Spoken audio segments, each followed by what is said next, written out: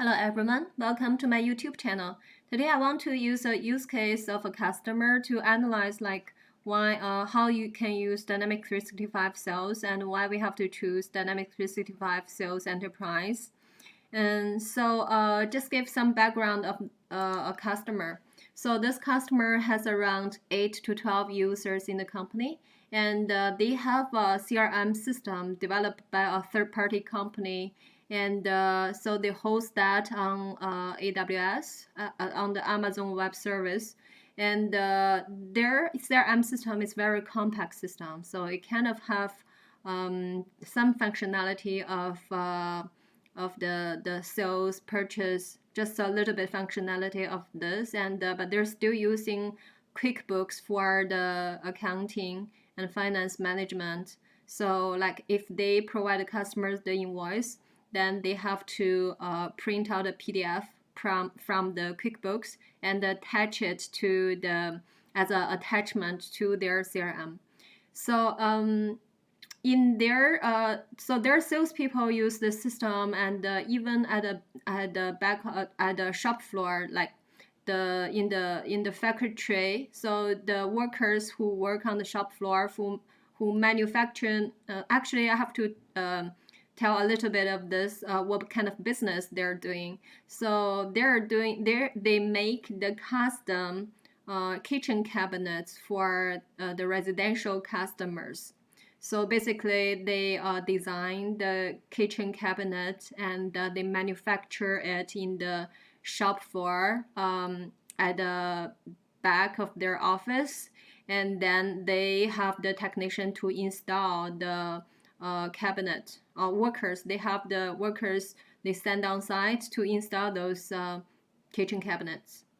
So in their shop floor, the workers that they're on the different, like the CNC machine or different machines to manufacture the cabinets. So they also have an iPad. Then they can see the workflow on the iPad for which steps the cabinet is on. So usually it comes like the customer send an email, and somebody in the office will create as a lead in their system, and then the office worker will also assign the contacts for the lead. So one lead can associate to multiple contacts. When they create a lead, they create multiple contacts on it, the designer who's gonna design the kitchen cabinet, and the purchaser who will be involved to purchase the cabinet components, and then the customer who has the request to install the kitchen cabinet. So they will associate different contacts to the lead, and then if the customer send the email again, so then the system will detect the customer's email and link that to the same lead. And if anybody, any internal users who work on that lead, and they send the email to the customer through their CRM, so usually they just put their comments on the CRM thread, and that will be sent to the customer as an email. And then so they can see everything just in one lead thread. And under one lead, they can have multiple tickets. So like I said, they have multiple contacts they assign to the lead, and then they can also assign multiple tickets based on what work they have to assign to the other people. Like they can create a ticket for their purchaser to know they have to purchase the components for this, and they assign another ticket for the designer who's gonna start the design of the custom kitchen cabinet, and then they assign another ticket to the office to the other office people who's gonna receive the purchase order. So they can create multiple tickets on the lead. And also then after they create a lead, they convert the lead to the order, then they can also assign multiple tickets to the order as well. So the structure is a little bit different from Dynamics 365 Sales, but it can be handled. There's some workaround, and also we can have different solutions to manage this. And so the most difficult part is like they have the like a visual workflow. So because I cannot really show you guys like how the whole thing on the workflow, but actually I can just show you like a snapshot for the workflow. So you can see the workflow is very it's a very nice flow, because it's you can see every steps on the workflow. So I have to hide the customer information. So what I hide here is the customer information, like the installation, residential installation address. So but you can see, so on their CRM, you can see this is dashboard. Then they can see different tasks for different people. And the contacts, as I said, the contact can be their internal users, or can be their customers, can be yeah, so they do not have contact for the vendors. So their vendors is under the company. They use company to only manage their vendors. They call it suppliers. So and the lead, so the ticket, so they can create multiple ticket under the lead, and after they convert the lead to the order, they can assign multiple ticket to the order. And this workflow is the most interesting part. You can see the workflow is it's a very nice flow, because you can see for each steps, the office people, which machine, and the percentage on each steps is completed. So you see these marks, the 80%, 100% for each steps, and you see an overall completion percentage. So this is a really nice dashboard. And also so the things like this inventory, they cannot manage inventory really, because their external development company has been developing this software for around 3 years, and that inventory part never finished. So they wasn't using the really manage the inventory. So but they're just using to manage the tickets from their customer for their installation request, just to manage their sales. And they have the accounting system QuickBooks, as I said, to print the invoice, to manage finance. And so everything is on that CRM. So they work on that CRM. They do not even need to go to an external email system, because everything is on the thread. And if the customer send an email after the lead is created, then the customer will the email will go into that lead. They can see it in the CRM. It's associated to that lead. And if they reply from the lead, then the email can be sent to that customer directly. So they can manage everything, except for the first office people who convert oh yeah, that part is also automated, because when the customer send the email to like info at their company domain, and then it will go into their CRM directly. So they do not even need to go to the Outlook or their email to manage the email. All the email will go into their CRM automatically. Okay, so yeah, that's pretty nice. That's a pretty nice CRM system, very compact, and has many functionalities. I could say, if we use Dynamics 365, I may suggest different systems or different modules to achieve everything in that compact CRM system. But if like, because the customer is also like, you know, they only have 8 to 12 people, users, then the cost is concern to them as well. So I have a previous video. I introduced the pricing for Dynamics 365. So this pricing structure, and so I recommended this Dynamics 365 Sales Enterprise, because they may need some customizations later, and the sales professional can only have 15 custom entity. So you know, we cannot mix sales professional and sales enterprise on the same tenant, Dynamic 365 tenant. So you have to select one.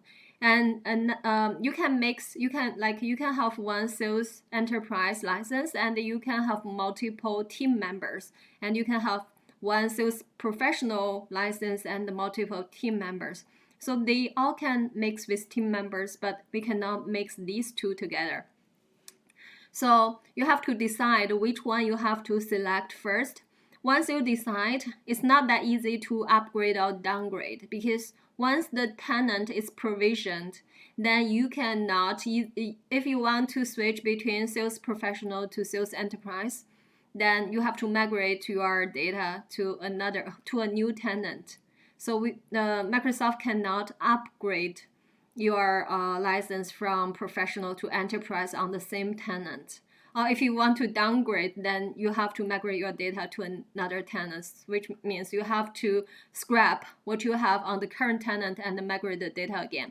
So this is a decision you have to make at the beginning. So considering the growth in the future, and to avoid the trouble to migrate again, to pay for additional services for the migration. So it's better to select a system like you consider some of your the future growth as well.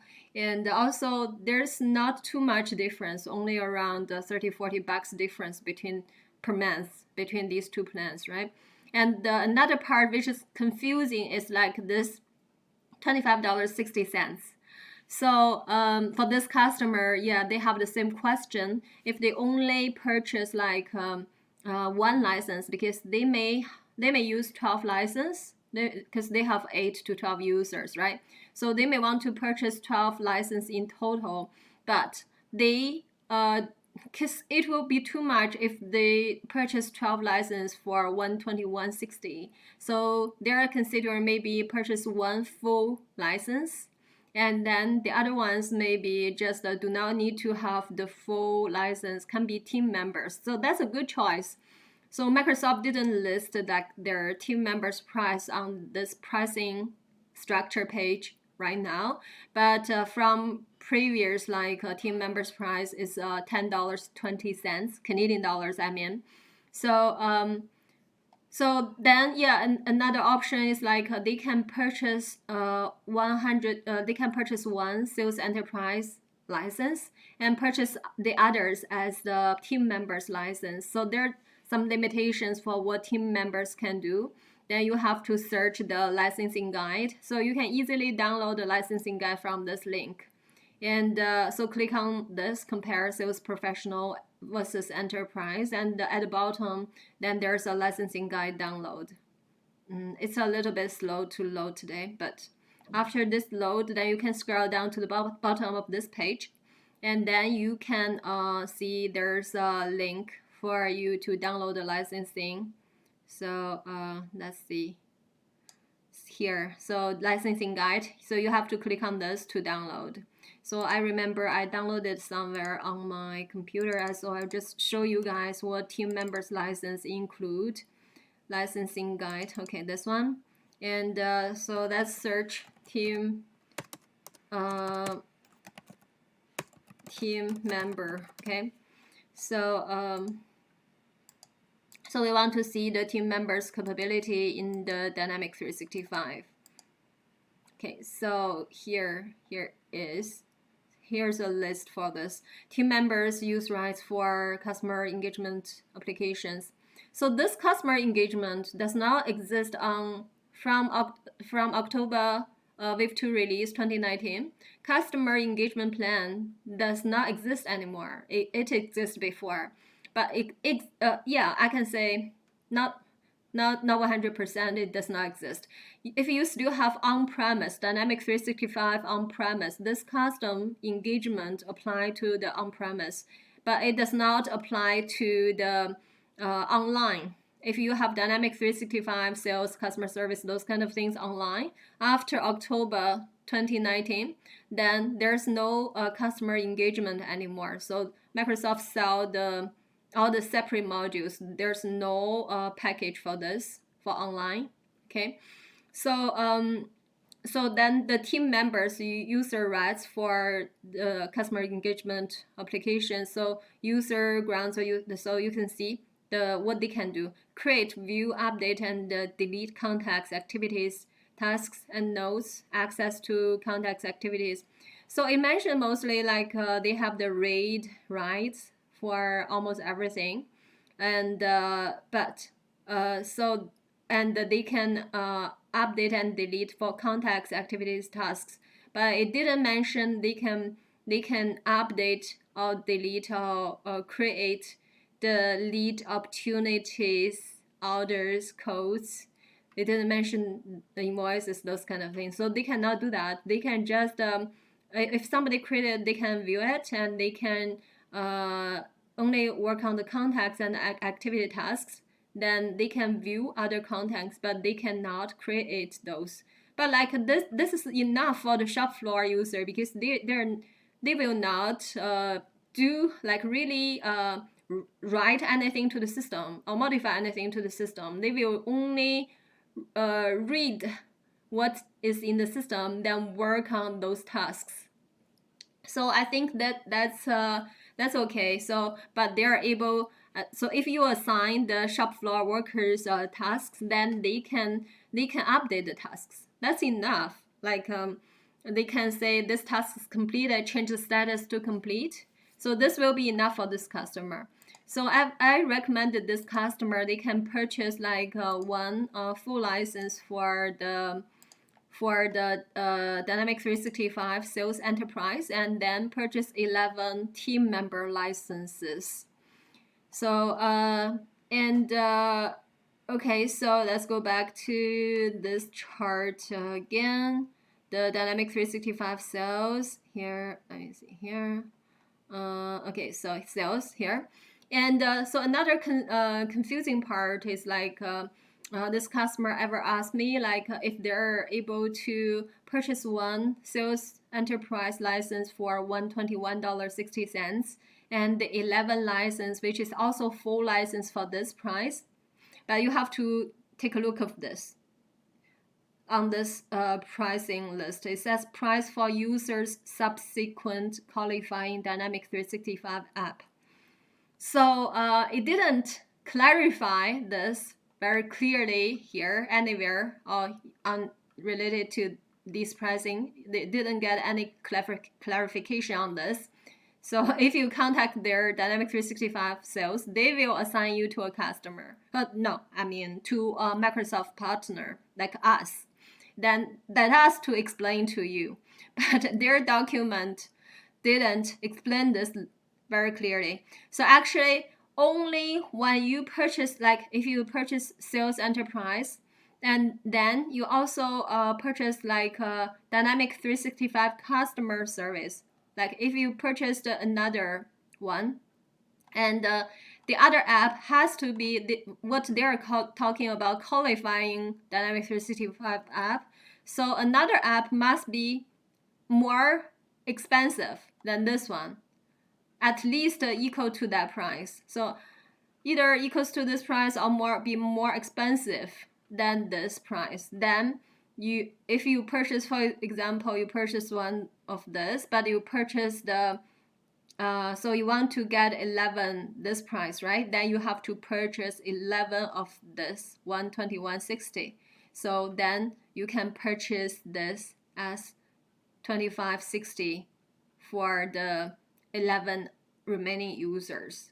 So only when you purchase another module and the other module's price is equal or more expensive than the current module you purchased, then you are qualifying for this.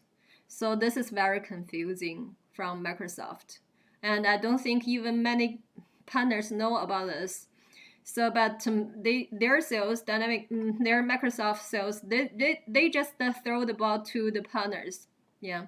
Okay, so I don't want to have too much comment on this. So anyway, so I will recommend they purchase one of the full license for this Sales Enterprise, and then purchase another 11 license at team members. If they found it's not enough, for example, they may have more office users later, and I mean, like they need more functionalities. So maybe one full license for one office user is not enough. Then they can change the team member license, one of those 11 team members license to Sales Enterprise. That's not a problem. But if you upgrade between these tools, then it will be a problem. Yeah, so that's about the price for the solution. And then I want to talk about how do I handle that dashboard. I mean, the workflow, you see the percentage steps, right? So I will basically walk you through how you can use Dynamics 365 Sales first. Okay. So first, this is you can register trial. So what I'm on is a trial instance. So in order for you to register a trial, I do not remember the link to, but I think it's the trial. But you can Google. So I just show you how to Google it. This is very simple. Everybody know how to Google, right? So Dynamics 365 trial. Just Google this, and then this link, Dynamics 365 trials, is the link. Then you can register. So this instance, this tenant instance, Dynamics 365 sales instance you see here is the trial I registered. You just put in your work email, phone number, and get started. Then if your organization already using Dynamics 365, then it will say your company already licensed, then you can just sign in something. Then if you never, then it will setting you up for a new instance. And so after you can select the module you are interested first, and then click on get started and register a trial instance. And after you they set up the trial instance, it's only maximum a few minutes. Then you will see this interface. So first page you will see your dashboard, then your opportunities, those kind of things. Because Dynamics 365 Sales mainly just manage these opportunities, your competitors, accounts, contacts, codes, orders, invoices, and yeah, so you can have quick campaigns from your marketing list, and you can manage your products and your product press list, and you can manage some articles like knowledge base. So because it has the base customer service case management here, so then you can create some knowledge base, knowledge articles from the lead orders you created. Yeah, sorry, from the case you created. Yeah. Okay, so this is the dashboard. On the dashboard is it's obviously you can see your activities, you can see your opportunities list, and this part is very interesting because this relationship assistant is the part you can pop up. Like if you have appointment or have a task or have a phone call, like very close to today, then it will populate those tasks. So I'll show you like I'll go to one lead.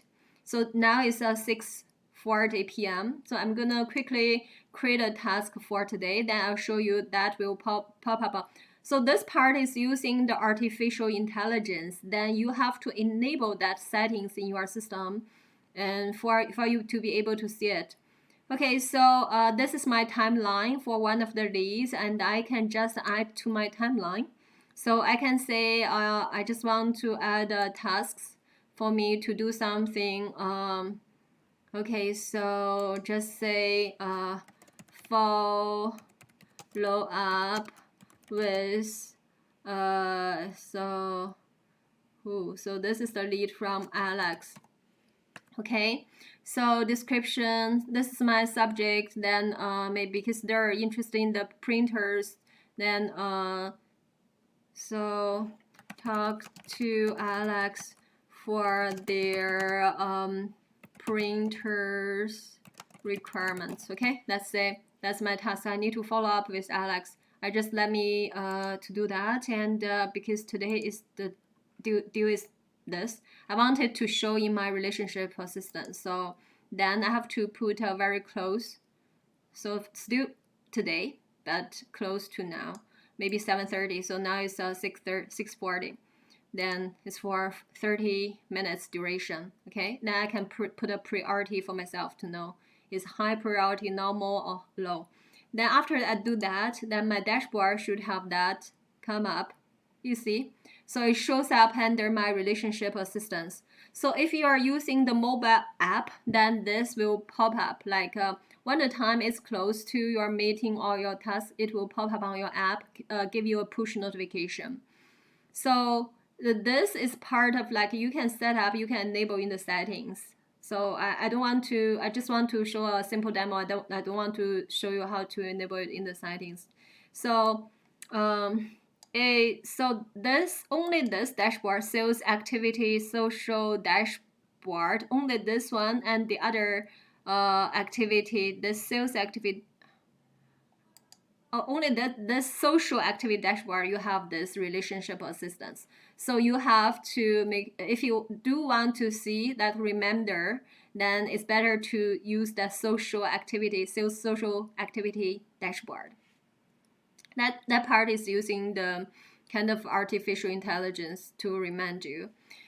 And then you have you have 3 dashboard by default here. Then you can see the sales activity dashboard. Then you can see the open opportunities, closed ones, which opportunities you win, and the open leads scores. This part is also this part is coming from the sales insights, because the current sales insight can provide you the lead scores. There's a predictive model, but you need to have enough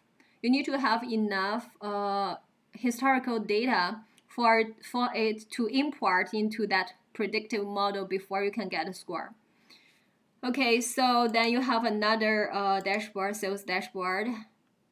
So what I'm currently doing, I just want to walk you guys through how it looks like, how the interface looks like.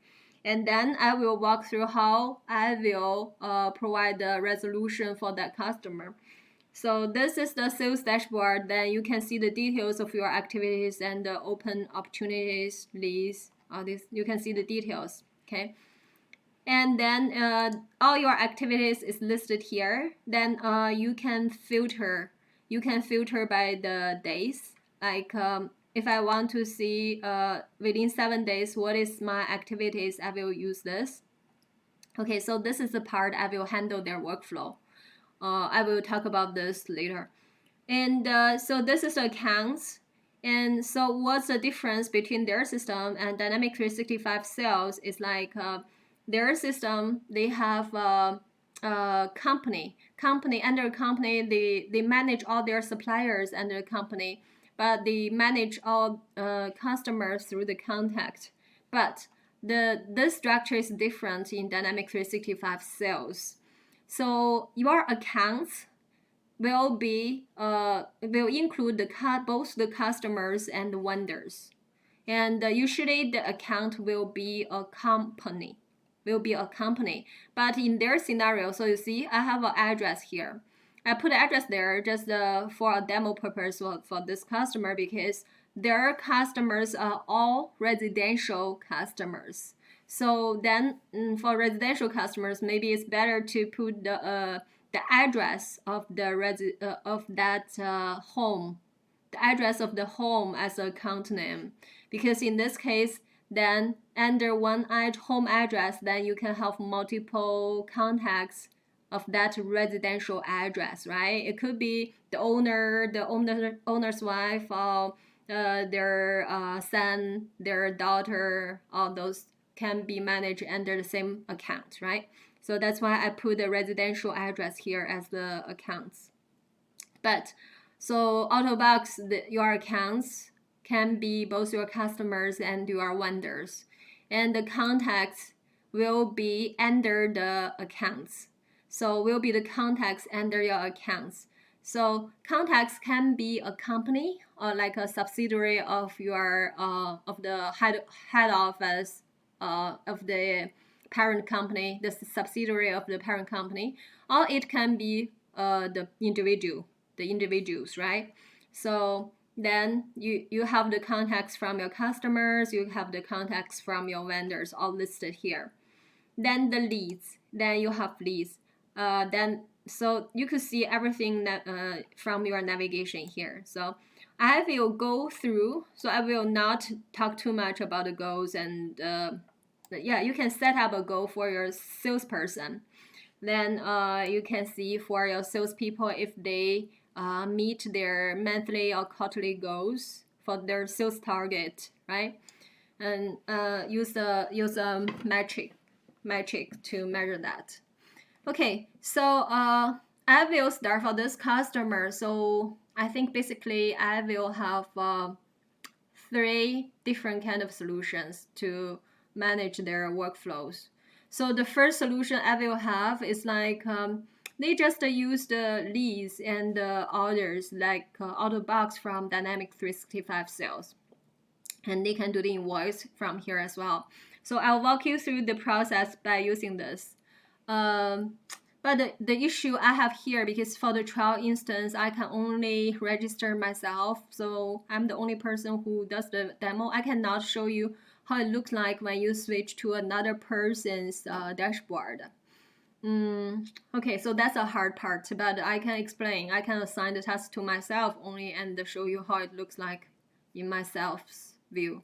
Okay, so for example, the leads come in, and another thing is like Dynamics 365 Sales is integrated because it's all Microsoft products, so it's integrated with your Outlook.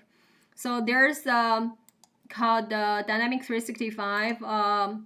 There's one thing called Dynamics 365 apps for Outlook. So you have to enable that. Then so I'll just give me a second, because so you have to enable that, and then okay, because I don't I don't want to show my company's Outlook email information on the YouTube video, so I have to do something on my Outlook just to show some archived files and to show you how that app works. Okay, so one thing is like you have, so first I'll let you know, because this is a trial instance. For trial instance, you cannot connect that to your Outlook. And also, for if you have a Dynamics 365 Sales Sandbox, the Sandbox cannot connect to your Outlook. Only if you do it, then it will fail. But even if you only register a trial instance for sales, you do not even have the settings for your email. You do have it. You have to go to here and go to advanced settings. Then you can see the email configuration from there.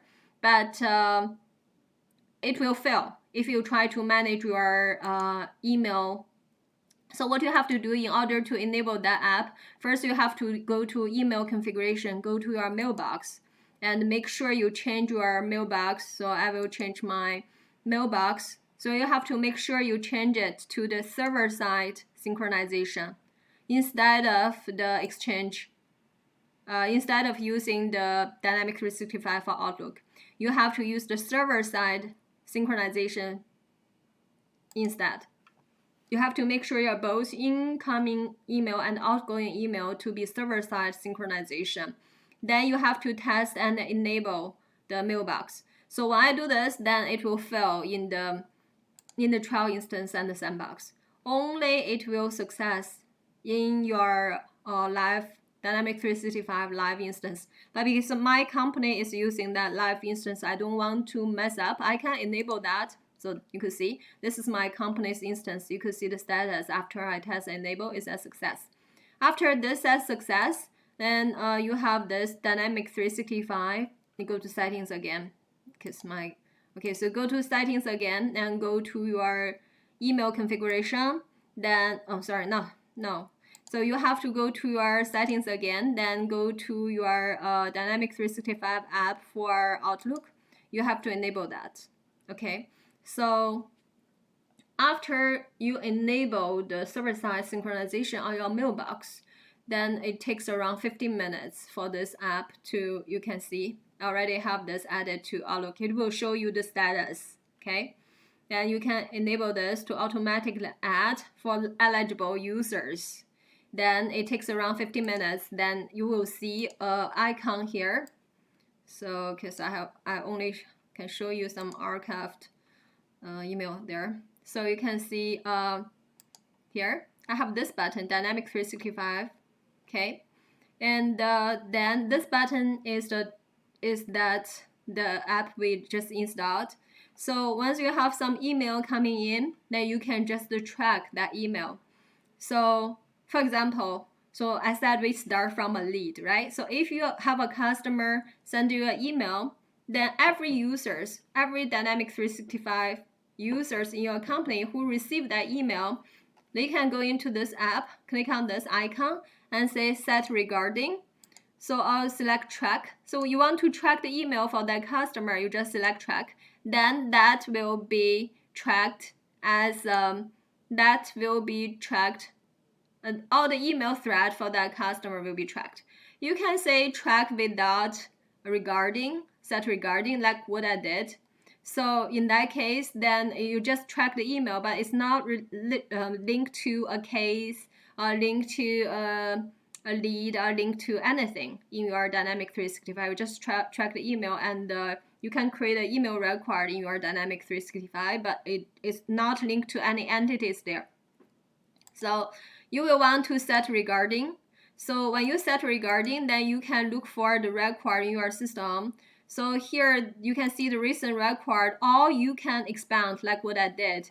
Then you can link, when you set regarding, that means you want to link that email to an entity. This entity can be accounts, or can be contacts, or cases, or knowledge articles, or leads, or opportunities.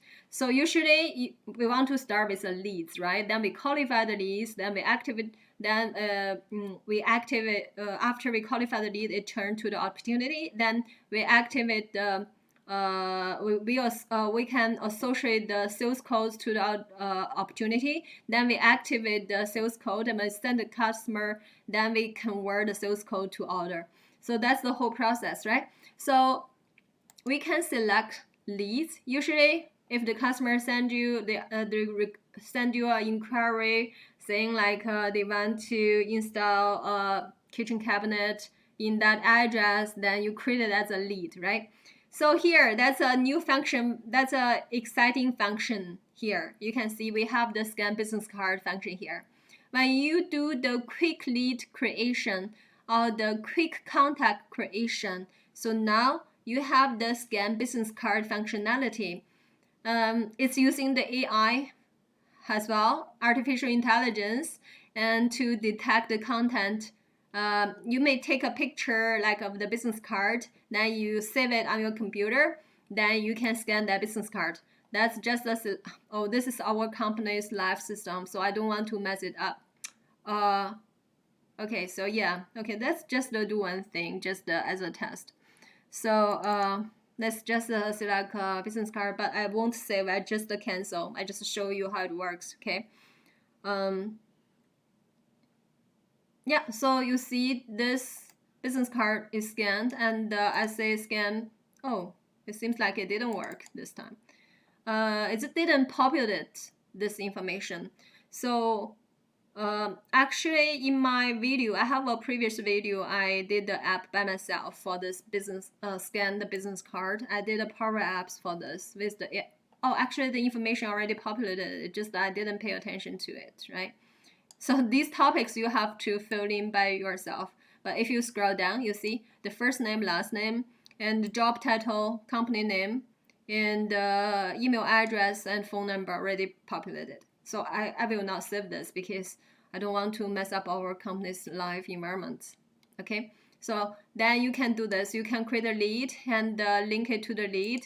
Then in your system, you will see that I will discard it, change. Okay, just to show you like you can track all your emails in the CRM this way by link it, set regarding to an entity in your CRM. But because this, we are using our trial instance, I cannot link it to the Outlook. So you will not see that lead created here, and because I also cancel. So even I click on save and close, that will be created in our company's live CRM instance. Okay, so then we just manually do it in this trial instance. but actually that lead will be automatically created from your Outlook, because when you set regarding to, then you link it to the lead, then you will see it show up here. That's just a quickly manually created lead. Then you can see the whole process. So this topic will be okay, I just put my company's address here, 1 City Center Drive.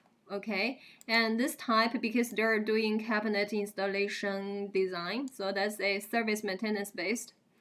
And the first name, we'll find the first name, Tom.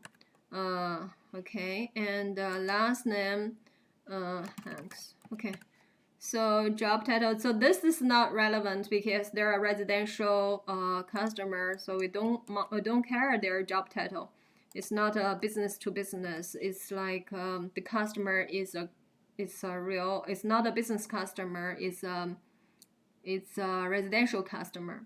Okay, so all this information should be fine, because yeah, you can enter the email Tom Hanks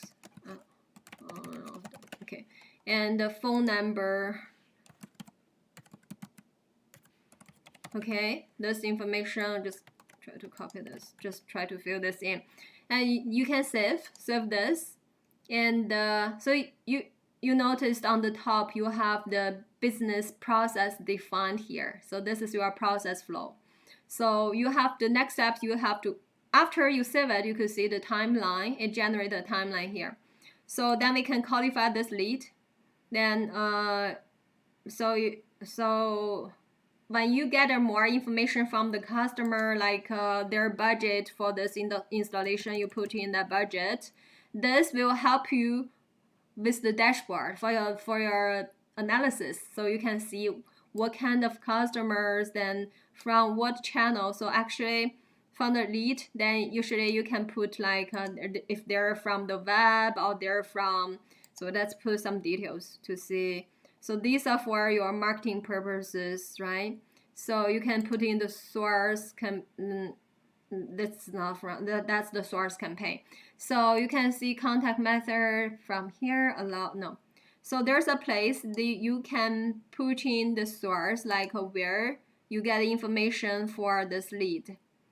Is if you get the information from the web or from a phone call, from a trade show, those kind of information, then that will help you to manage this later. I just, for this new interface. Also, another thing I forgot to mention is like this unified interface.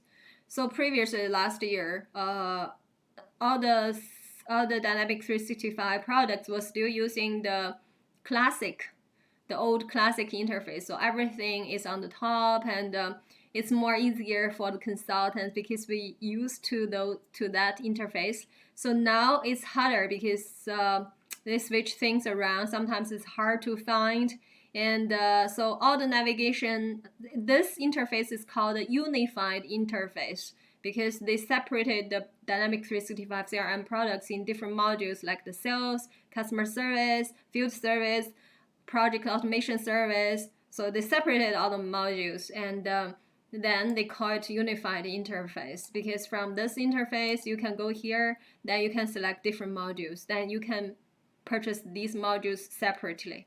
So what we are currently on, we are on the sales hub. So I'm assuming we are only purchasing this module because that will be for that customer.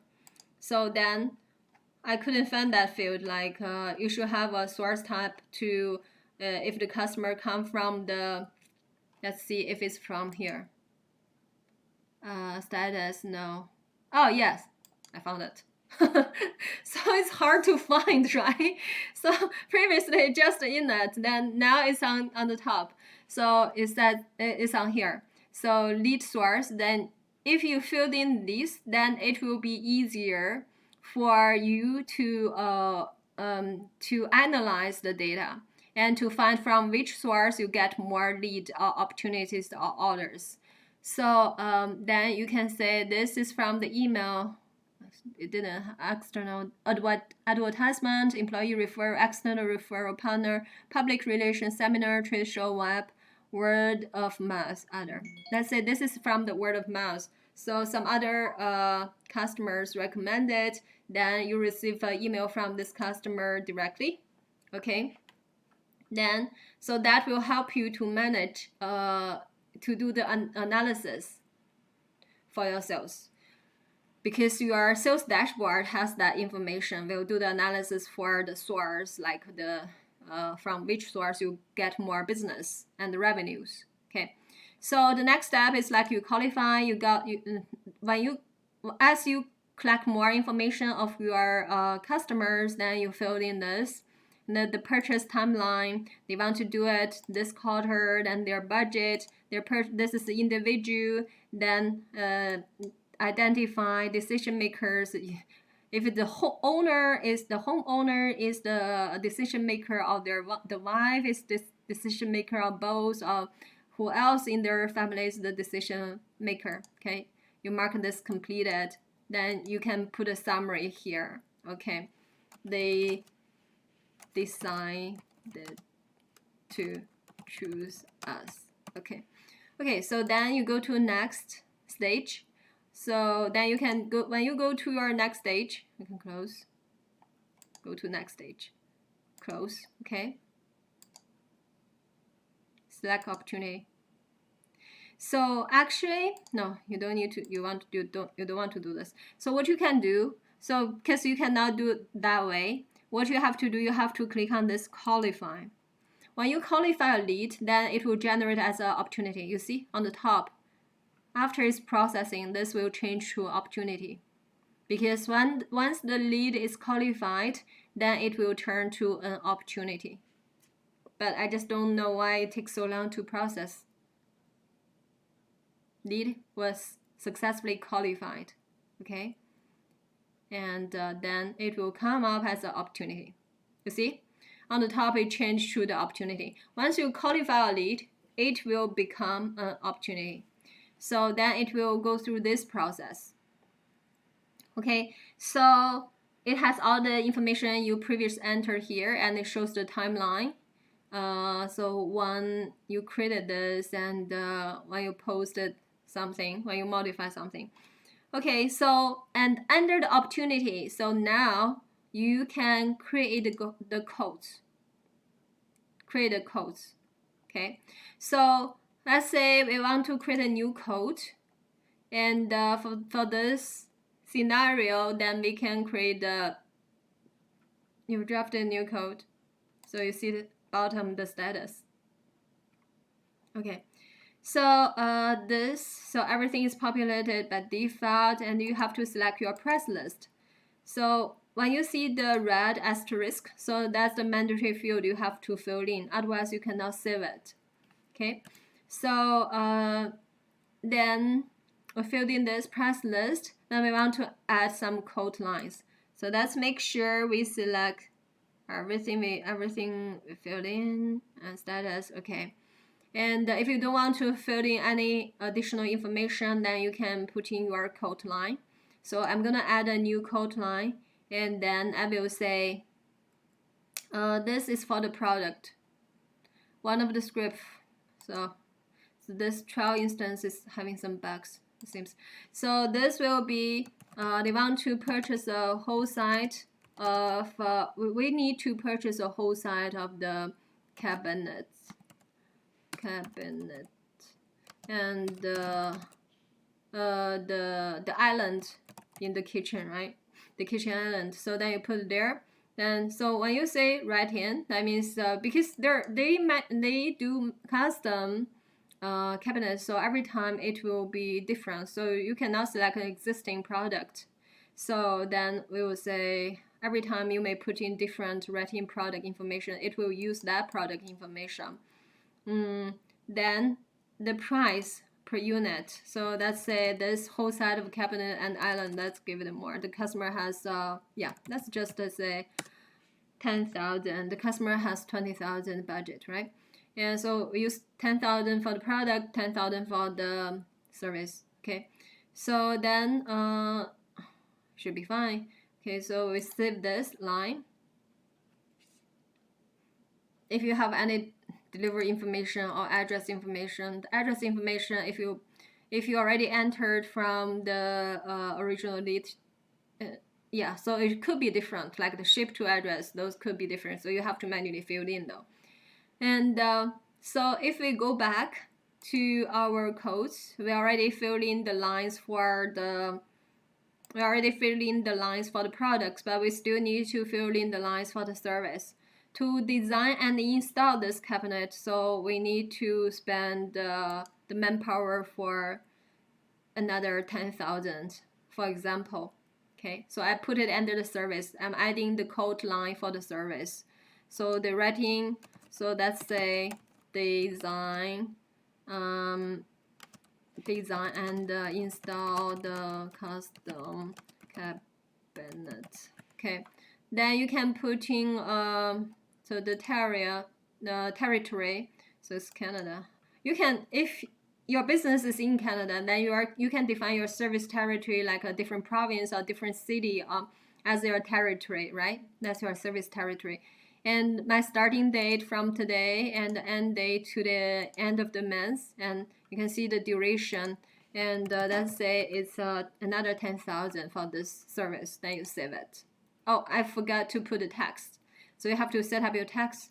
So I can make some changes. I can change it to yes, and I want to add HST, okay, 13% to this service. Okay, that's fine. And now, so we have the codes.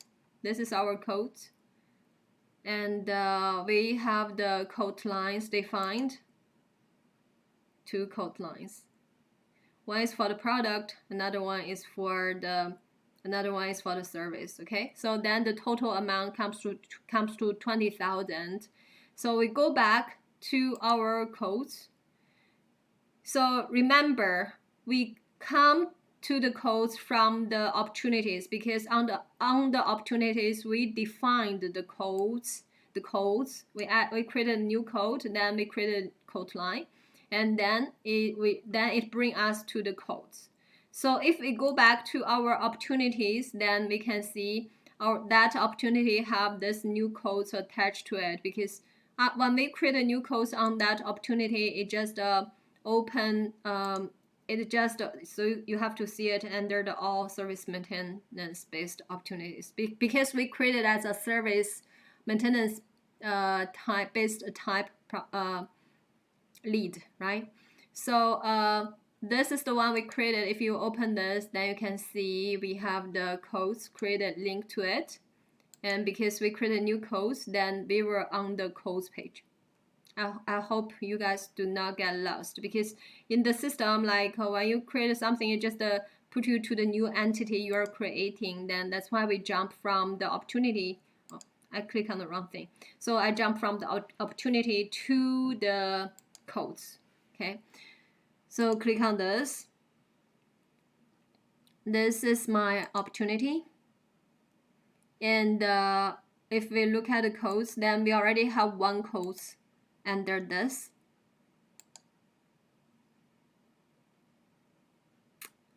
Okay, this is jumping all around. So this system is like when I click on this, it jumps somewhere else. Just then I still have to go back. So let me click on this again. Remember, this is a trial instance, so it's not that good. Okay, I just click on the codes and bring me to, okay. Okay, so now we see it. So this is the codes we created. Okay, I give you a code number, and if you go back to the codes here, then you see the same code number, C3Y3GB, for that one city center drive. Okay, so if I go to this code, where can we see that code number? It's like usually under one opportunities you can create multiple codes, right? So maybe you send the customer original code, the customer want to bargain with you, then you don't want to delete the old one, but you just create another one linked to the same opportunity. Then you will see 2 different codes. So now I only created one. So I'm entering this code, and then what I can do, let's say, assume the customer approved this code at the first time, they accepted this code at the first time. Then you can activate the code. When you activate the code, then the code will turn after you activate the code, then you can generate, you can have the chance to convert it to an order.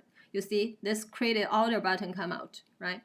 So only after you activate the code, then you have this created order button comes out. Then you can create a PDF, download it to your computer and send it to the customer. But it gives you this button. You can email as a PDF because your lead already have the customer contact information there. So then you can just email this. Like you can email the print code for customer. Okay, let's just try this. So when you do this, then it will populate that PDF. If you already have the customer email there in the system, then it will email to the customer. Today it just very slow. Let's see if I have that. No, today's just seems like the system is jumping around and not doing its job. You see those ... and after the ... it should generate the PDF, and it didn't do. So this is a trial system. So what we can say. So let's go back to the code.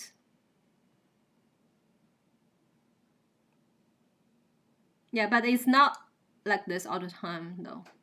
When I tested yesterday, it's when you click on it, just populate the PDF. Okay, so let's do it again.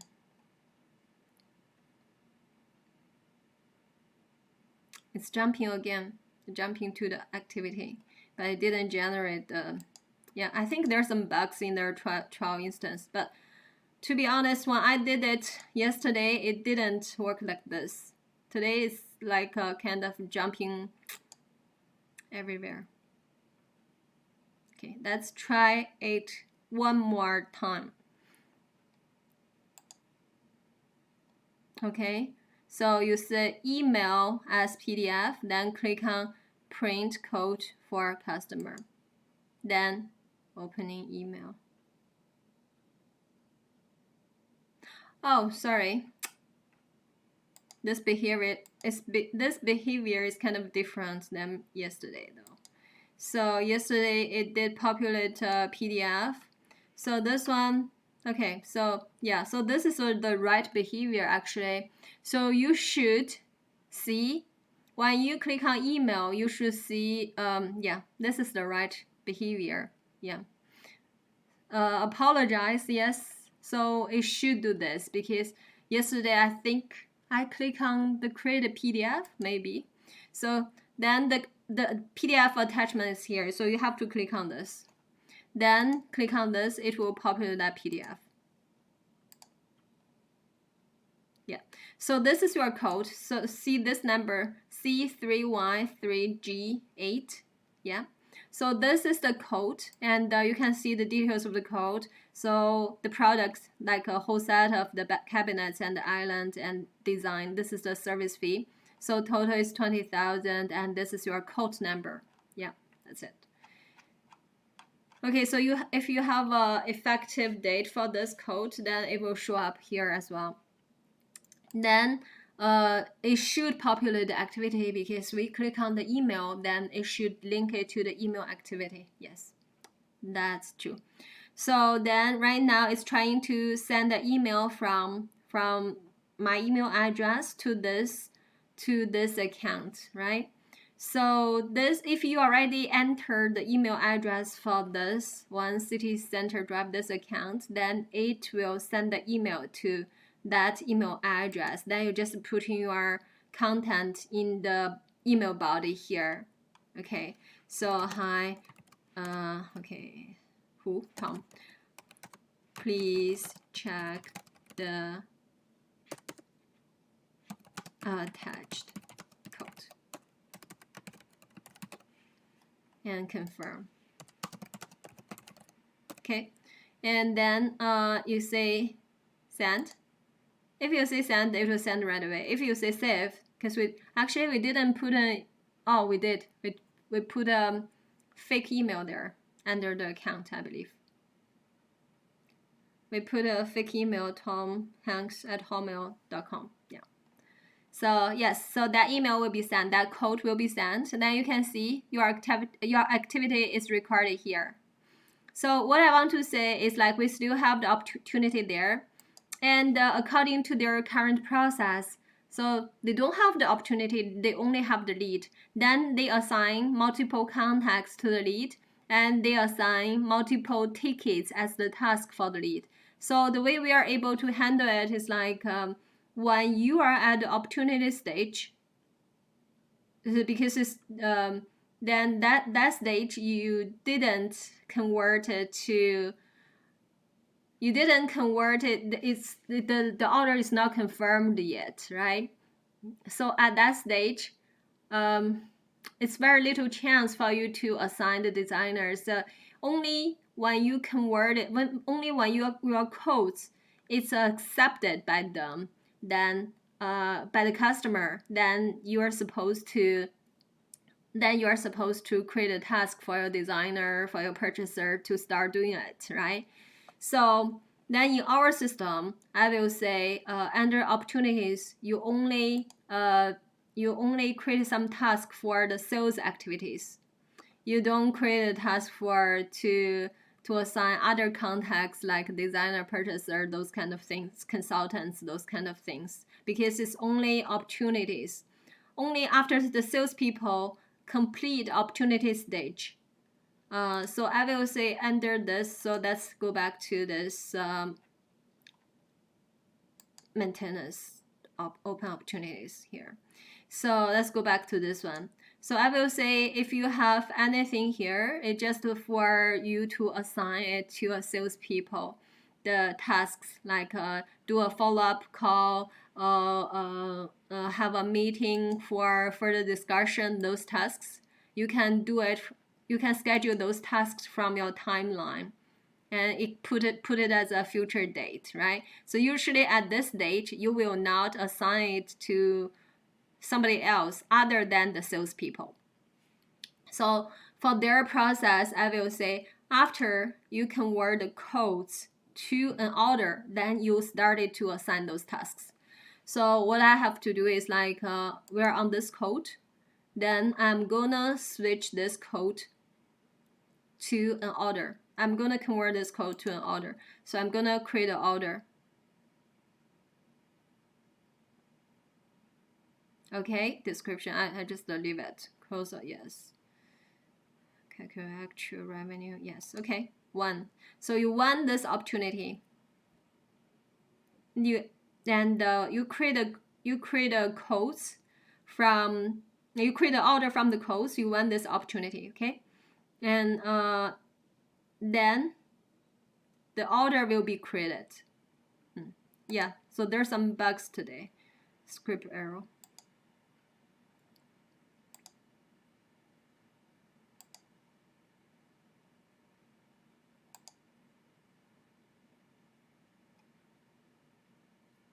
Okay, so let's go to this service-based order. So this is the service-based orders, but let me see my service-based orders. Yeah, but I want to see the open ones. Want to see the open. No, there's no option for open. Okay, that's fine. So these are all the orders I have in my system. Some of them has been closed, but so this one is the one I'm still working on, and so this is the order I'm still working on. So at this stage, after the code has converted to an order, because the customer may already give you some deposit and already paid everything in advance. So at this time, then you can assign the tasks to different people to, like, in their system, they create a task for different contexts, like designer, all those kind of things. So I will recommend for in their scenario, then you go here, go to the orders, go here. Then you can start to booking some, only when you go to booking alert, then you can assign it. Or you can go to task, but I don't think it has assigned to, yeah, so this is task for yourself. So it does not have the assign to. So what we want is like you want to assign it to different people. So only from all these tasks here, only the activities here, only the booking alert you have the assign. We want to assign to a different people. So let's say new booking alert. Then I will say the subject is like start purchasing the cabinet components. Okay, then I have very little knowledge about this cabinets thing, so that's why I don't have too very much idea like what they should purchase. So then assigning. So here you can assign to a different person, because in my system I'm the only user, so it just assigned to myself. Okay, so let's just pretend myself is the other person I assigned to. Okay, and so if you assign to another person, then they will see in their activities. But the owner is me, it's still me, but I'm assigned to myself. And so you booking this alert and say this is a purchaser, then you want the purchaser to start purchasing it from next Monday. The due date is next Monday. Purchase the material. Please purchase the material next Monday. Okay, and then you can save this. So you see there's a mark complete. So that's for the person you are assigned to. If they completed this, they should mark complete. Then on my activities, so I will see these tasks. So let's say I'm the purchaser. If I go to my activities, then I filter by the date. Oh, I have so many. So next 7 days. Do I have anything? Purchase the cabinet components. Okay, so I have this booking alert. No, that's not that one. Start purchasing the cabinet components. So this is the address, right? So that regarding this address, so I have to purchase this. So this is the one. So then I know if I'm the purchaser, I will go to my activities. This is kind of like my queue. Then I know I have to purchase this. I have to purchase this. Yeah. Okay, so then if the same like this, then if then you can on the same on the same orders, then you can assign this to your they have different you see they have different manufacturing steps, like the CNC 5 pieces, the doors, or those kind of things. So you can just, if every step is a different user who log into the machine, then you can just go into your orders, then you start assigning those booking alerts to different people. When they log into their Dynamics 365 sales, then they will see in their activity, like the date they have to finish that task. Then they can go to that task and complete. So let's create a few more just to simulate their scenarios. So this is for the purchaser. Then this we create something for the designer. So booking alert for the designer. So a subject start design the custom cabinet. Okay. Start. Oh, just put the same. So I'm kind of lazy. Just copy this to here. Okay. And assigning. Then you put that person you want to assign to. Then you put a date here. So you want to put it, so also from next Monday, you want that person to start. Then you can assign it to the shop floor workers to start manufacturing that product, right? The cabinets, after the material is purchased. So then that will go after the material has purchased. The material is purchased next Monday, so you want them to start the manufacture maybe next Tuesday. So you assign another tasks for that booking alert. Put another booking alert, assign it to the shop floor user ID. Okay, and when they log into their system, then they will see that from their activity. Let's just add one more here. Okay, so let's say booking alert. Then this will be like the CNC machine. It's a CNC machine start manufacturing. Okay, then that, let's say this will be next, oops. So this will be next Tuesday. You want them to start next Tuesday. Just assign to myself again. Then next Tuesday. Okay, start this next Tuesday. Then you send those tasks. So everything, so on the order, then you could see everything is just on one. It's just on one time. It's just on one timeline. So you can see how it works. So my solution is like, if somebody they complete that tasks, they will they go to their activities, because in their dashboard they can see that their activities as well, right? So they can, so let's go to the timeline. So for me, if I'm the salesperson, then I will manage the everything for this order by looking at this timeline. Then I can see the status for the completion. So you have a filter for you to filter. Let me see here. Click on this filter. Load filters. Okay, click on that. Then you can filter the status, activity status, right? So we want to see activity status closed. We want to see everything is closed, right? We don't want to see like all these steps, because on this order, all the timelines on the order is your tasks you assign to different people.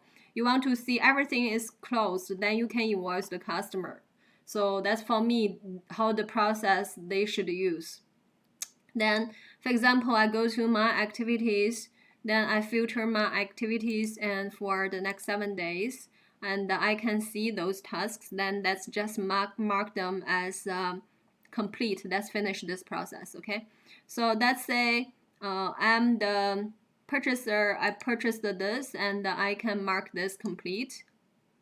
I go to my dashboard, I mark this as complete. And then let's say I'm the designer, I go to my dashboard and activities, I mark this as complete.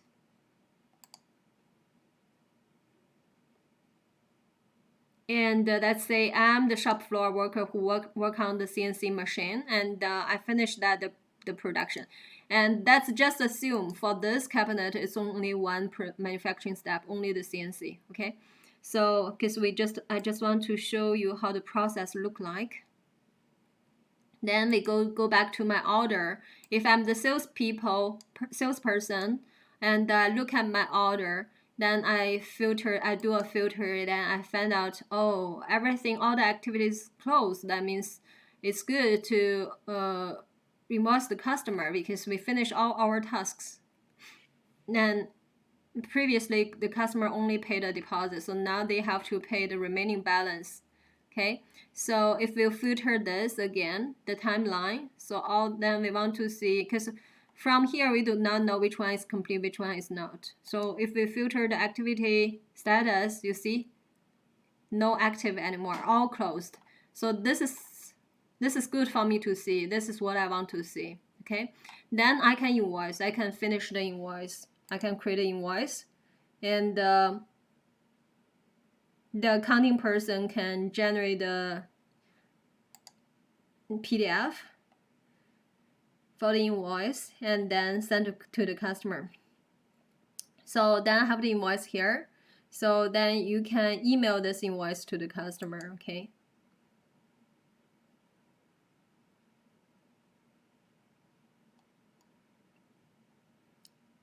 So originally the customer only get a quote, but now you can, so you have this invoice. Then you can say you can confirm if after the customer confirmed the invoice. Let's see, you should have and let's say confirm the invoice. Then you can mark as an invoice paid. Then, as I said, because this is not an accounting system, so you do not see how the invoice look like. They will still use the QuickBooks to generate the PDF invoice for managing their finance, right? Then after they attach that invoice and send to customer, then they can mark as invoice paid, right? Then you won't see this. Then this will become a paid invoice. Paid invoice complete. Okay. Yeah. So I will recommend if so because they're only a small company, then they're still using QuickBooks. QuickBooks cost maybe it's lower than Business Central. But if later, if this customer, their business grow, then because Dynamic 365 Sales and the Business Central has a very good integration, right? So if I spin up my Business Central, so Business Central can manage your finance, and they have an integration, so you can synchronize your Dynamic 365 sales, invoice, orders to your Business Central. Then you can use Business Central to manage your finance. And also, Business Central can manage the manufacturing, the production orders, those part, if their business grows. Because right now, like it will be for small business, if you let them to implement both systems at the same time, maybe it's hard for them to master what is in what system. So they have to get familiar with one system first. I will say, for if they agree, then we can phase out the project. We can put a project in phase 1 to implement Dynamic 365 Sales, and phase 2 to migrate their QuickBooks to Business Central, use Business Central to manage their finance, accounting, and manufacturing. Yeah, so that will be a good process. And also there are some add-ins for Business Central, like the visual production scheduler. Then so that will be more complicated. They need to have a scheduler, a person who schedule their production orders so they can optimize their production order. So, but in Business Central, there's a connector to Dynamic 365, right? So if you search Dynamic 365, so there's a connector called, so you have to set up Microsoft Dynamics 365 connection setup. You have to do this setup. Then you have to synchronize, map the entity from your CRM to your Business Central. Then do the synchronization. So you have to finish all these setups, and then you will see. So I think I have some samples from our sandbox here. Then you can see I have some, because I set up the URL to our sandbox. You can see this is our Dynamic 365 CRM sandbox. Then the synchronization between these two. So when I create a sales order in my Dynamic 365 sandbox, CRM sandbox, then I will have the sales order synchronized to my Business Central.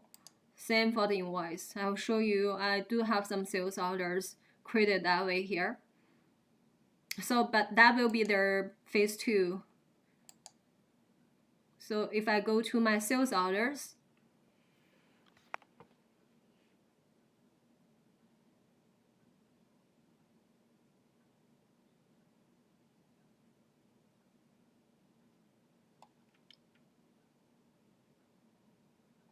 then so this part, let me see which orders.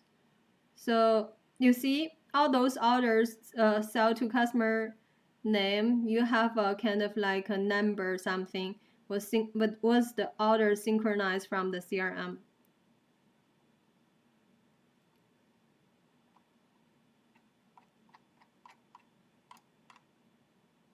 Yeah.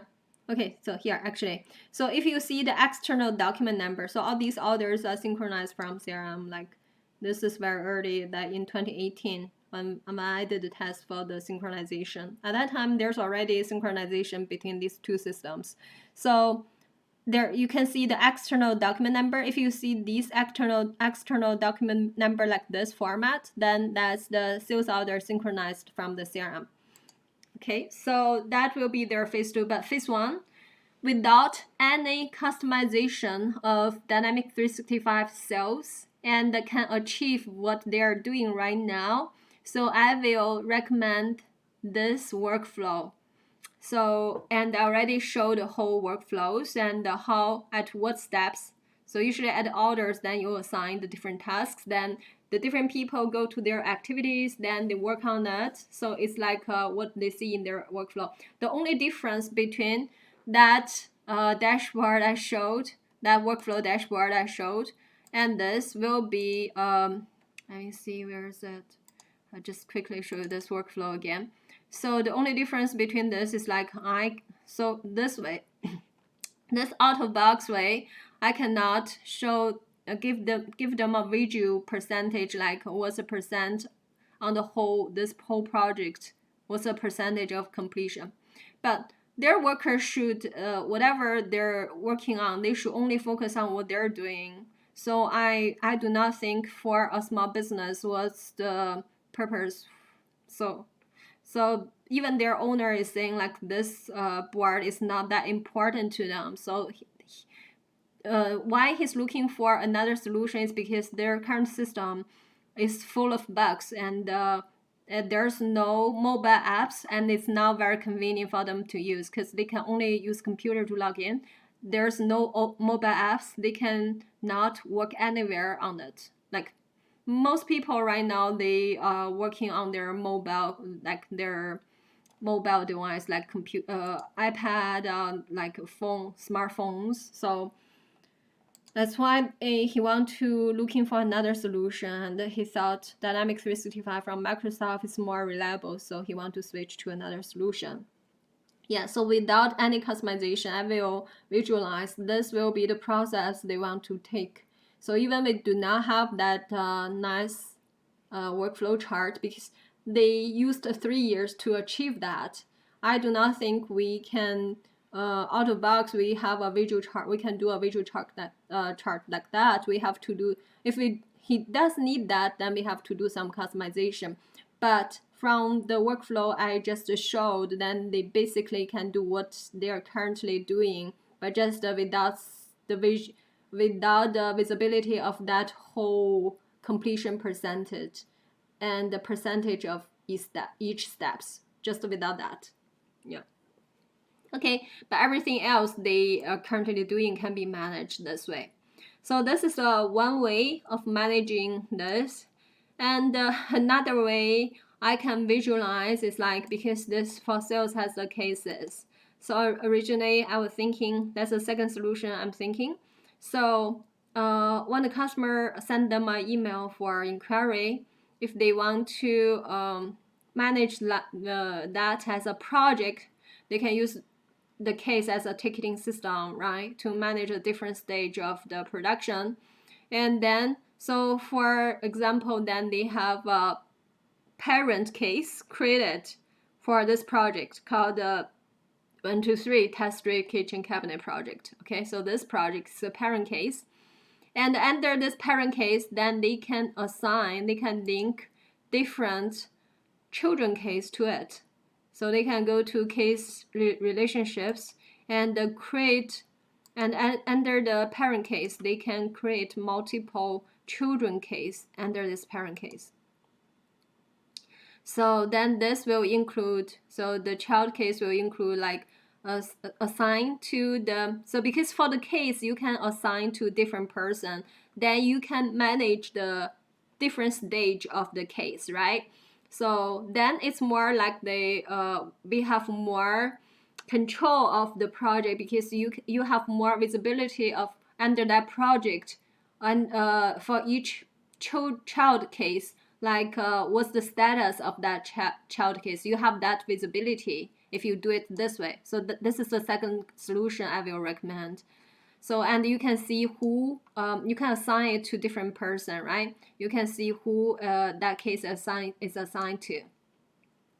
Then, so for this one, like, you can assign to the like on-site worker who install it to the case of install on-site, install cabinet on-site, and you can assign this to the shop floor worker, the CNC machine worker to manufacture it, and you can assign this cabinet purchase to the purchaser to purchase it. So you assign to different internal users, right, of your company, and then you assign this cabinet design to our designer. And under each child case, then you can manage the status of the case. So like if the case is the status, you can see on the top is in progress. If it's you can click on this drop down, then you can change the status. So you can change the status to on hold, waiting for details, researching. Okay, so and then you can assign to a different person if it's so then you have more visibility, like what they manage on their workflow chart. Yeah. So this is another solution I'm thinking. You can have a parent case created for the whole installation project, the custom cabinet design and the installation project, and under it you create a child case and assign it to different people. So for each case, then the person who work on the case, they can change the status. And for the salespeople who created the project, this case project, then they have an overall visibility of the progress of the case. So this is the second solution. And a third solution is what I'm thinking is still using case, and you assign this case to different queues for them to see in their queue. But that will be outside of the Dynamics 365 sales, because queues is not included in the sales. It's in the service, customer service. Even you can manage that way, but it's not in the sales. So if this customer only have limited budget, then the solution one will be the best for them. Okay, but they can think about solution two, because solution two it still can be managed in Dynamics 365 sales. And then, but just make it more complicated, because you have to create so many cases in order to just manage one project. But so I think the first solution will be the best, because you just manage your order as a salesperson. You just manage the order, look at the timeline. Everything is very easy. Yeah. So that's the solution I will provide to this customer. I'll just basically talk about the queue. For the queues, then how you see it is like you can go to your advanced settings, and even you can still see it in here, and you go to your let me see, where is the business management? Flows, business processes. No, not the processes. Let's go to the, yeah, I think it's under the business, yeah, roll up, now this queue, yeah, business management, this queues. So you can create a different queues. So what queues means, like, so usually the queues is for, why this is included in Dynamics 365 sales. It's usually, it's customer service, because customer service is more used for like a help desk environment.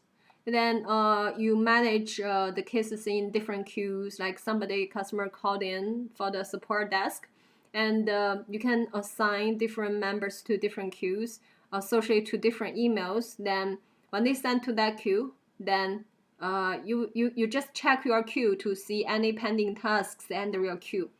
So then to use that solution, I will create like for each of these steps, there are steps like office, because if you look at that chart, if you look at this visual, then you have all these steps, right?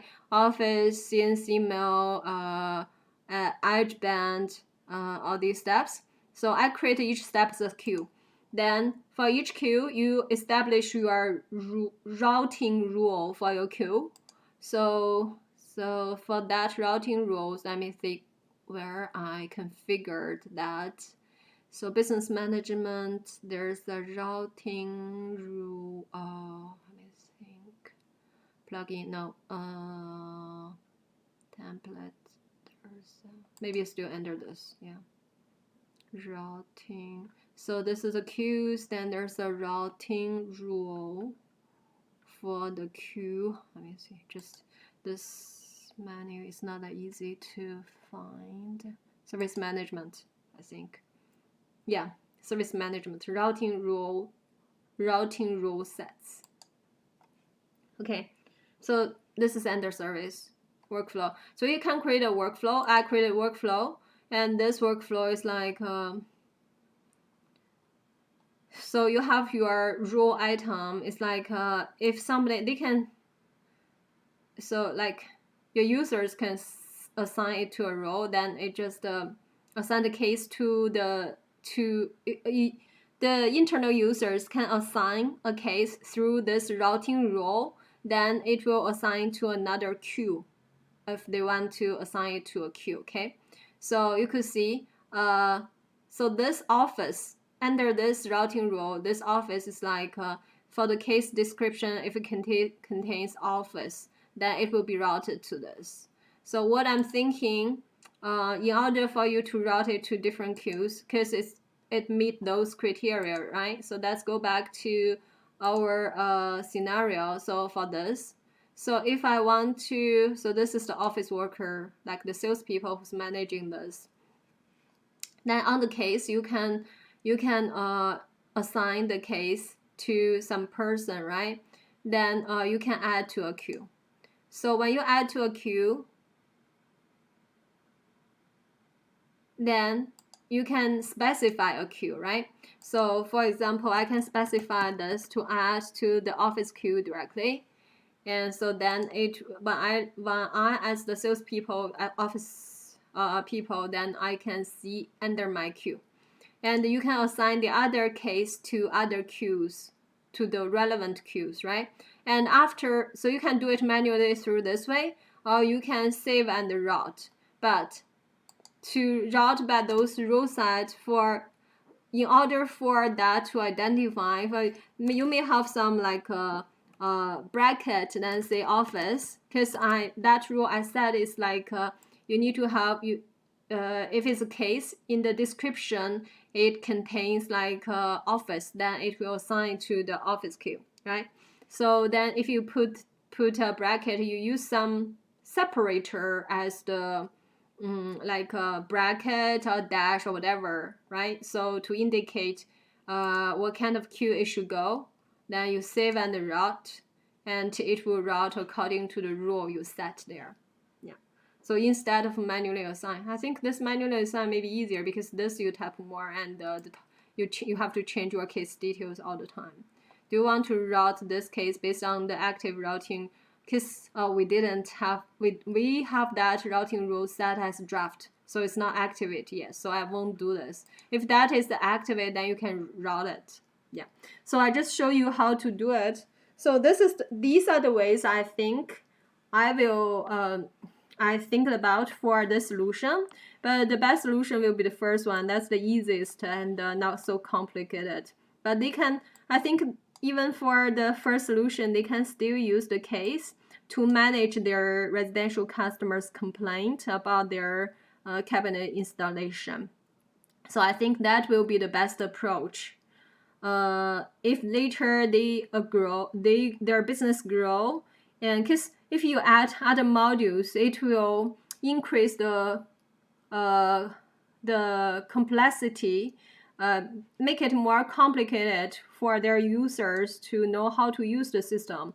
So another thing I think they may use in the future if they don't want to use Business Central to manage the finance and production, they still want to have a visualized chart to manage their resource, then they may think about the field service. Because for the field service, and it's using, there's a scheduling dashboard. You can schedule your resource. So all their designers and designers, purchasers, and shop floor workers, I will say, they are resources, but they need to have a scheduler who knows how to do the scheduling, right? So then they can create work orders for those installation tasks. So this is another thing I can think about for their solution. And so then you can use the scheduling board that's in the resource scheduling.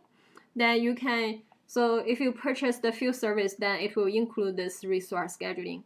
So both the field service and the project automation service will share this resource scheduling.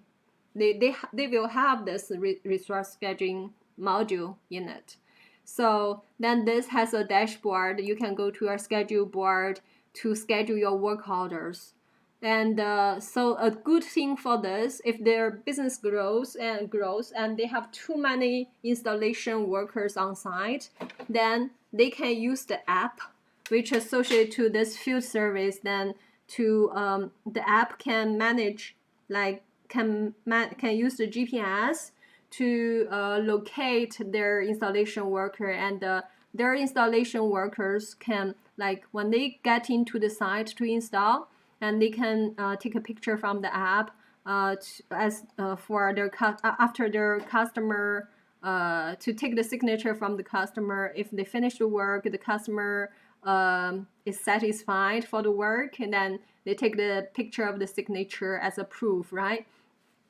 And can change the status of their work. So when they started to heading to the customer's address place, then they change on the app of their status, like a drive or travel. And then when they get to the customer's address, then they change status to start work. And when they finish, they take the signature of the customer, and then they say complete the work. So another thing I would recommend they to use this if they don't consider Business Central is like the field service can manage the inventory. So they have spent 3 years trying to manage their inventory in their current CRM, but they didn't finish that part. But out of box, the field service has that part. So you can go to your inventory, and so you can do the adjustment for inventory, do the transfers, and you can manage your product inventory. You can see what's the quantity on hand, those kind of things. You can see the quantity available, quantity on hand, allocated. You can see all those.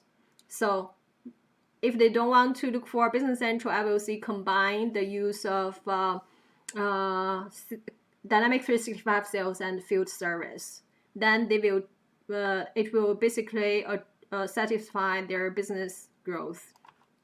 And so I will show you how the apps for this Dynamic 365 Sales looks like. So I'm gonna connect my phone to this app. Okay, so no, I'm gonna connect my phone to my computer. Just give me one moment.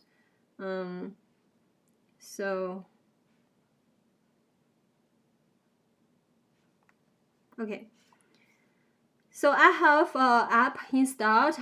So when you go to, if you are using the iOS, the Apple phone, and you go to our App Store, and you search Dynamic 365, and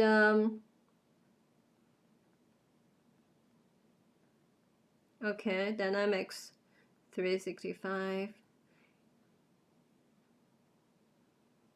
So you have a few apps here.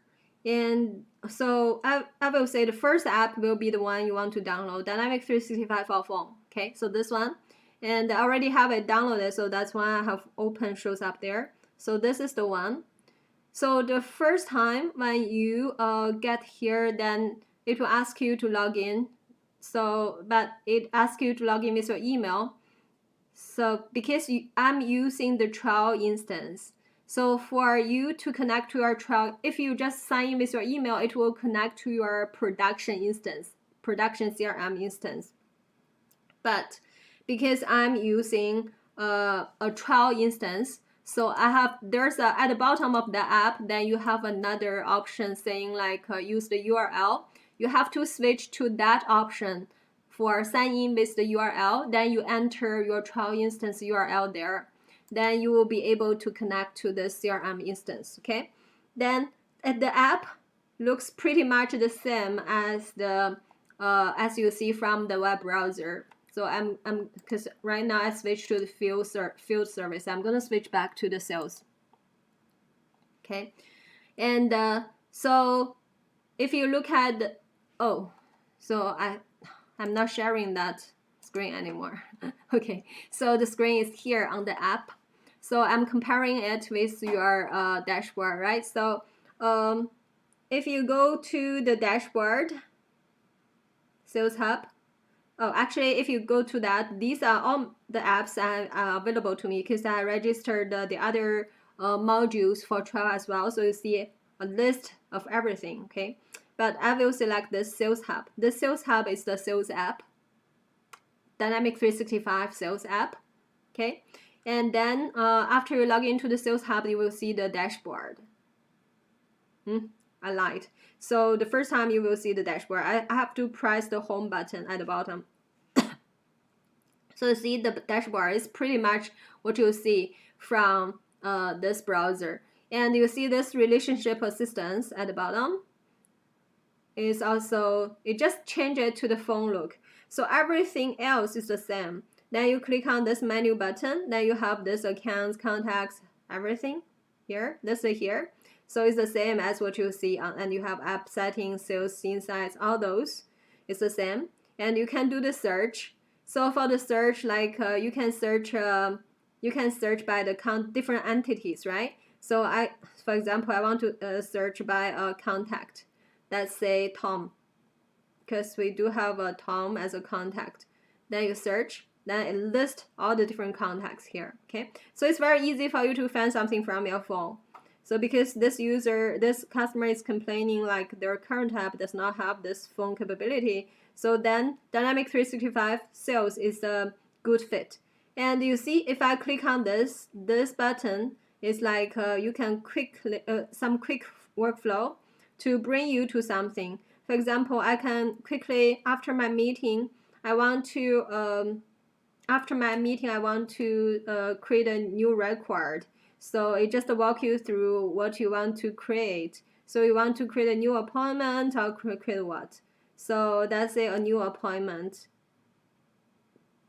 It just walk you through the process to quickly create something through that workflow. So that's just remove this. Go back to this. Follow up with opportunity. So let's see this. Select a record to start, create a new one. So follow up with a opportunity. So opportunity, I have something. That's okay, this opportunity. I want to follow up with this opportunity. Then it just walk you through to quickly create something like you want to create a communication by email, or you want to create a follow up by email or phone. Okay, if you want to follow up by email, then you click on this. It will call your Outlook on the phone. So it's just some quick workflow for your activities. Yeah, it just send that opportunity contact email. And if you click on the phone, it just call that opportunity, the contact for that opportunity directly from your phone. So you see it's loading, then bring up the call. Okay, so this is some nice feature. It just give you some workflow to quickly find something for you to take some actions. And then you have this quick create menu, and you have this relationship assistant is what your activities, right? You can see what you are supposed to do today, and it's like a to-do list. And you have this quick create menu. Then you can quickly create a contact account case from your phone, the same as you do from the browser. So if you create a contact, remember I mentioned you have the business card scanner function right now, okay? Let's scan a business card on my phone. Oh no, not on my phone. So we need to take a picture, then let's see how it works with the picture. So this works pretty well. So I'm just quickly bring up a business card so you can see how this works. I'm gonna take a picture. Let's just test if this still working stable or not, because the power apps of the scanner is business card scanner does not work very stable. Sometimes it populate, sometimes does not populate the information. Sometimes you have to try a few times before it populate the information. So let's try this. Scan the business card. Yeah, you see, it populates this person's information and the title, email, phone number, everything. Then you can just add address. Then you save. Then you will have a new contact quickly created by this quick create function. So this business card scanning functionality is pretty good, and so this app is pretty good. So because it pretty much everything you have on the web browser, you have it on the phone. It's not like, so that's why what this unified interface is good, because it's called unified. That means even on the mobile device, you don't have the reduced functionalities. You have the same functionalities as your web browser. So the classic Dynamics 365 CRM, then usually the apps will have reduced functionalities.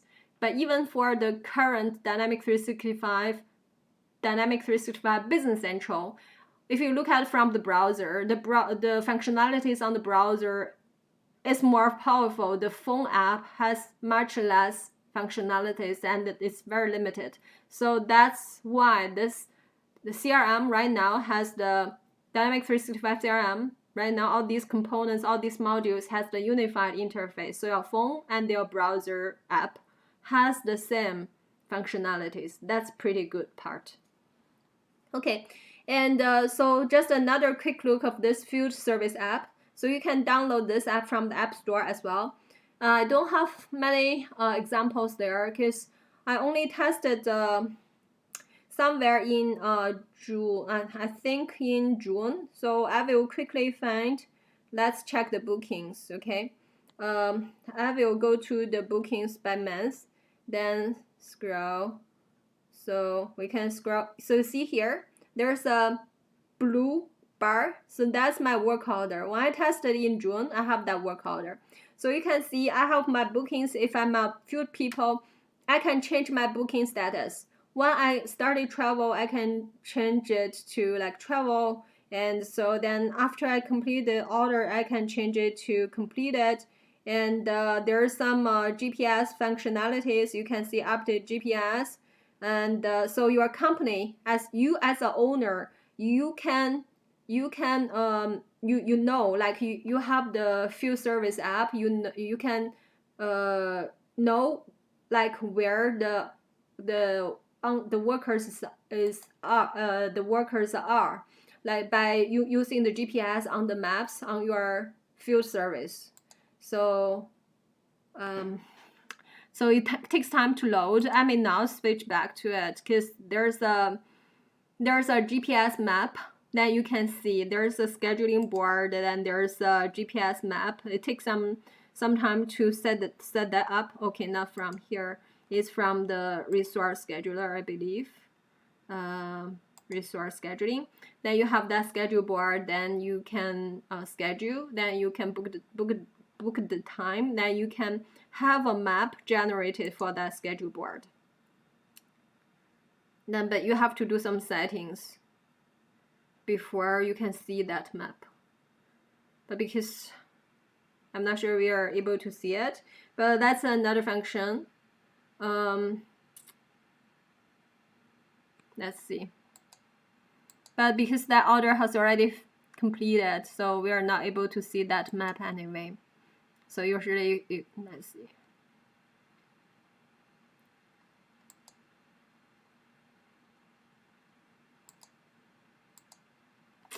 Yeah. So I found this scheduling board. Sometimes it's not working that smoothly.